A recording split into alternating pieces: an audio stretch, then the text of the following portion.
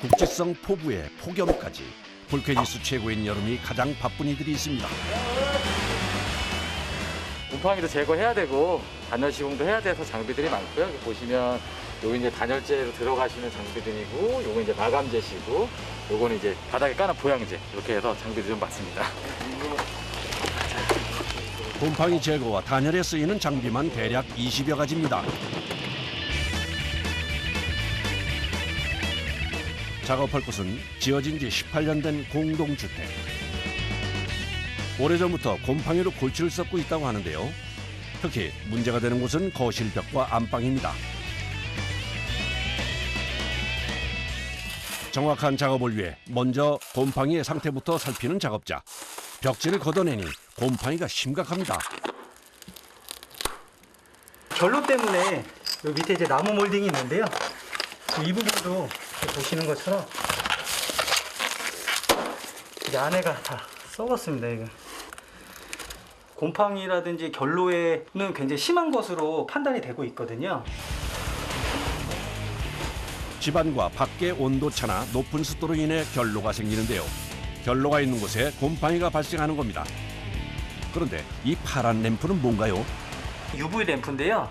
결로라든지 습기로 인한 이제 얼룩의 흔적이라든지 또는 이제 곰팡이의 오염도를 확인하기 위한 측정 장비입니다. 이 램프를 이제 켜서 비추게 되면 지금 보시는 것처럼 빛에 반사돼서 얼룩의 흔적들이 보입니다.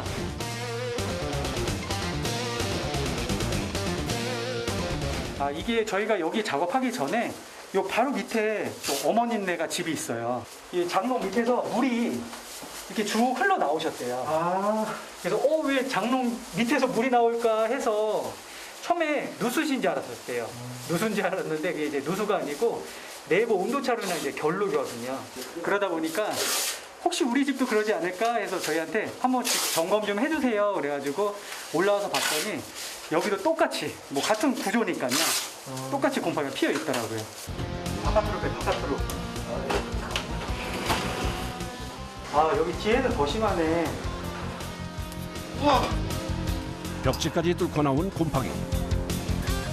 옷장으로 막혀 통풍이 되지 않아 상황은 더 심각합니다. 콘센트가 이 결로 심한 부분에 있기 때문에 겨울철 같은 경우는 여기 결로수 맺히면 이거 합선되는 경우도 굉장히 많아요. 위험할 수 있거든요. 여기 경계 부분처럼 보이는 부분, 이 부분 있잖아요. 이게 이제 결로수가 벽면에 맺혀가지고 흘렀던 자국이에요. 이게 물이 이만큼 흘렀다가 지금 마른 형태거든요. 결로가 생겼다는 건 단열이 잘 되지 않는다는 증거인데요. 여기도 다 썩었네. 이따 야구로 다 닦아야 되겠다. 곰팡이가 번진 구역과 상태까지 파악이 끝이 나면 본격적인 작업에 들어갑니다. 침대는 이건 바깥으로 나가야 될 것 같아. 공간이 너무 적으니까 나머지는 분리해서 보양하자고. 먼저 공간 확보를 위해 가구부터 옮겨야 하는데요. 가구와 바닥의 손상을 막기 위한 보양 작업은 필수입니다. 곰팡이 제거 작업은 크게 곰팡이 제거와 단열 처리로 구분. 두 가지 과정이 같이 이루어져야 완전히 곰팡이를 잡을 수 있기 때문입니다. 제일 먼저 하는 일은 곰팡이가 핀 벽지 제거. 조금이라도 곰팡이 흔적이 있는 곳이면 남김없이 걷어냅니다. 조그만 곰팡이라도 빨리 발견이 되면 발견 즉시 빨리 제거하고 그 원인을 찾아서 해결하지 않으면 지금 이 고객님 댁처럼 이렇게 광범위하게 퍼지거든요. 장롱에 있어서 발견할 수가 없잖아. 그렇죠. 근데 이게 보통은 곰팡이 자체가 예를 들어서 장롱 뒤다 그러면 이 모서리 부분, 면과 면이 맞닿는 모서리 부분에서 여기서부터 먼저 펴요. 그래서 보통 장롱 틈이 좀 있거든요. 후라시나 이런 거 비춰보시면 거기 얼룩이나 이런 게 있으면 이 뒷부분에도 곰팡이가 좀 있다고 판단을 하시고 빼보시는 게 좋거든요. 면과 면이 맞닿는 모서리 부분이 보시면 유난히 심하잖아요.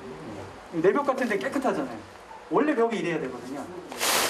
이렇게 깨끗해야 될 벽이 지금 이렇게 썩은 거예요. 요 겉이 있잖아요. 이거 들떨어진 데 있거든. 여기 좀 한번 칼로 좀 떼어. 벽지는 중성세제가 섞인 물을 이용해 떼어내는데요. 이물질이 남은 상태에서 단열을 하면 그 틈새에 곰팡이가 생길 수 있기 때문입니다. 콘크리트 안쪽에도 곰팡이가 있는 경우들이 있으세요. 여기에 만약에 이제 벽지가 붙어 있다고 한다면 안쪽에 있는 곰팡이까지 깨끗하게 제거가 되지 않기 때문에 깨끗하게 벗겨내고 있습니다. 작업자 두세 명이 쉬지 않고 4시간은 매달려야 하는 작업. 작업자들 사이에서도 제일 힘든 과정으로 꼽힙니다.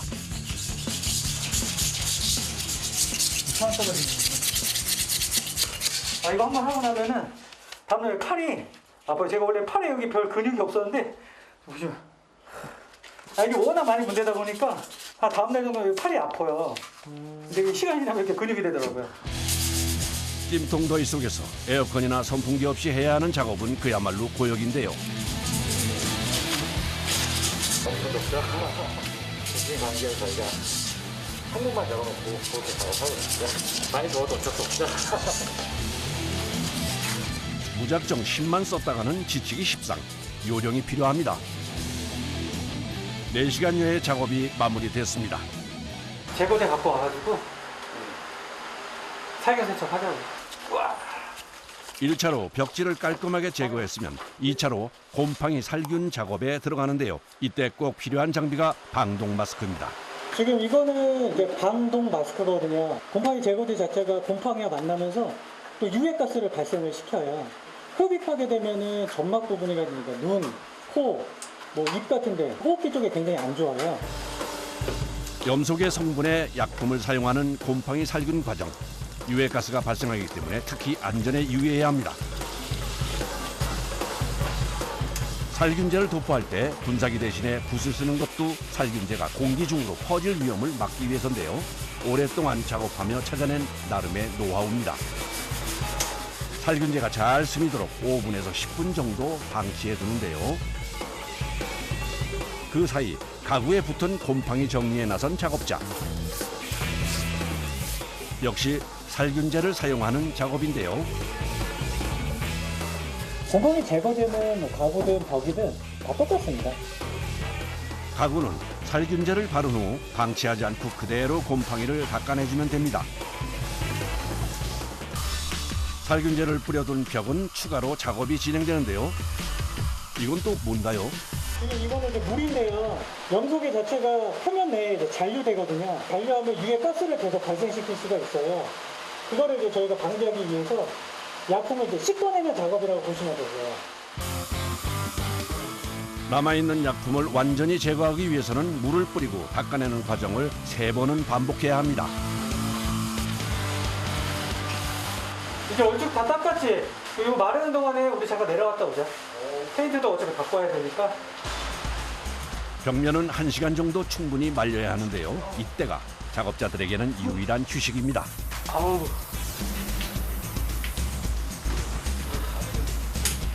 머리 감고 나오지 알겠어요. 다 젖어가지고.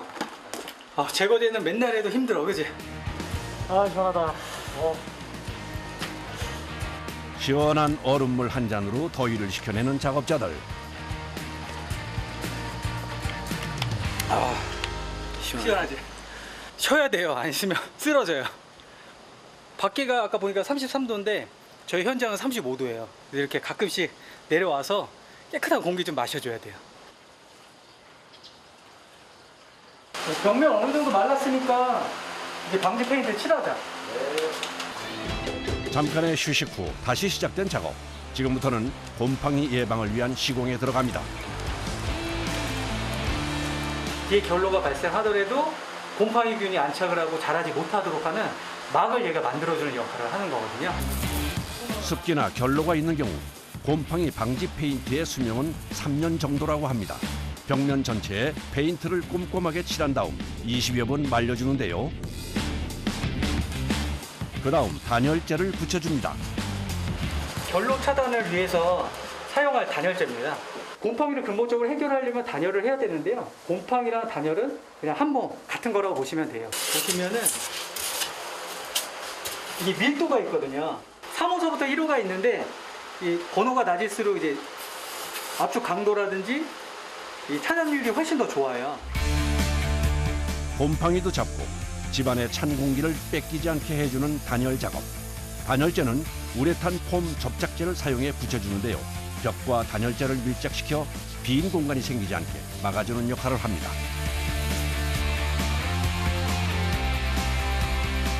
단열재를 시공할 때 꼭 해주는 작업이 하나 더 있는데요.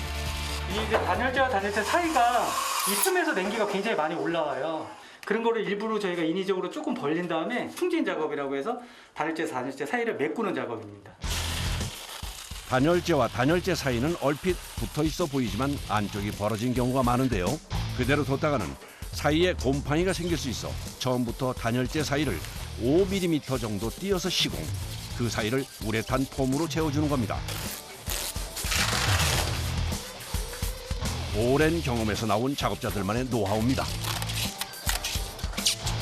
창문 같은 데 틈새라든지 또는 물 새는 곳 이런 곳에 이제 사용하는 그 전용이거든요.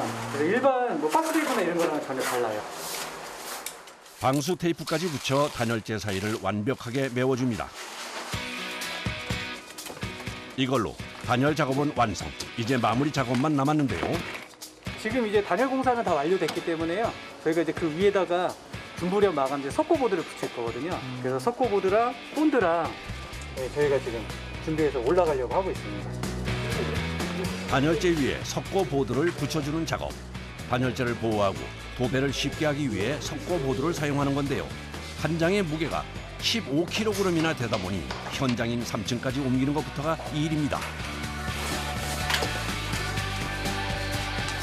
저희가 80kg 갖고 올라온 거예요. 이런 빌라나 다가구 같은 경우 저층은 엘리베이터가 없어가지고 지금같이 3층은 애매해요. 저층도 아니고 고층도 아니고 아이고 힘드네. 하나 둘 3개만 넣고 3개 다 해줘. 아니 저기. 단열재 상태를 확인 후 석고보드에 접착제를 발라주는데요. 무게를 지탱하기 위해서는 접착제를 충분히 써야 합니다. 이게 이제 최종 이제 마감재이기 때문에 좀 촘촘하게 발라야 튼튼하게 잘 접착이 돼요. 이제 석고보드를 단열재 위에 붙여주면 되는데요. 아주 살짝만 붙이는 것이 포인트. 살짝 붙여둔 다음 석고판의 높이를 맞추면서 들뜨지 않도록 단단히 고정시켜 주는데요. 튀어나오는 데 없이 평평하게 맞춰두어야 도배 작업을 할 때도 수월합니다. 단열재를 붙인 모든 곳에 석고보드를 덧붙이면 단열 시공도 끝이 납니다. 이제 딱 한 단계만 더 거치면 작업도 마무리가 되는데요. 마무리 작업은 집 전체를 소독하는 훈중. 훈중 살균 소독기인데요. 아무리 보양 잘했다 하더라도 공기 중에 휘날린 이제 포자가 있거든요. 그거를 저희가 이제 공기 중에 있는 걸 살균 소독하기 위해서 하는 거고. 연기 형태로 소독약을 분사하는 훈중 작업. 아주 좁은 틈새까지 꼼꼼하게 소독하기 위해 연기로 소독을 해주는 건데요. 작업 전 반드시 해야 하는 일이 있다고 하네요.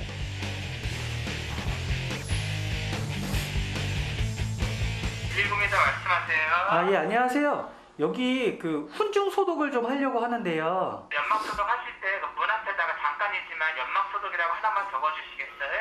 이게 이제 어느 정도 훈중이 된 상태에서 저희가 이제 환기를 하다 보면 그 연기 자체가 외부로 이제 반출이 돼요. 그러면 또 혹시라도 옆 뭐 동이라든지 주변에서 또 화재로 오인 신고가 될 수 있기 때문에 신고까지 마친 후에 본격적인 작업을 시작하는데요. 완전히 밀폐된 공간에 3분 정도 소독 연기를 발생시켜 줍니다. 그 상태에서 선풍기로 공기를 순환, 곳곳에 소독제가 잘 들어가도록 해주는데요. 15분 정도 둔 후에 창문을 열어 완전히 환기를 시켜주면 작업이 끝이 납니다.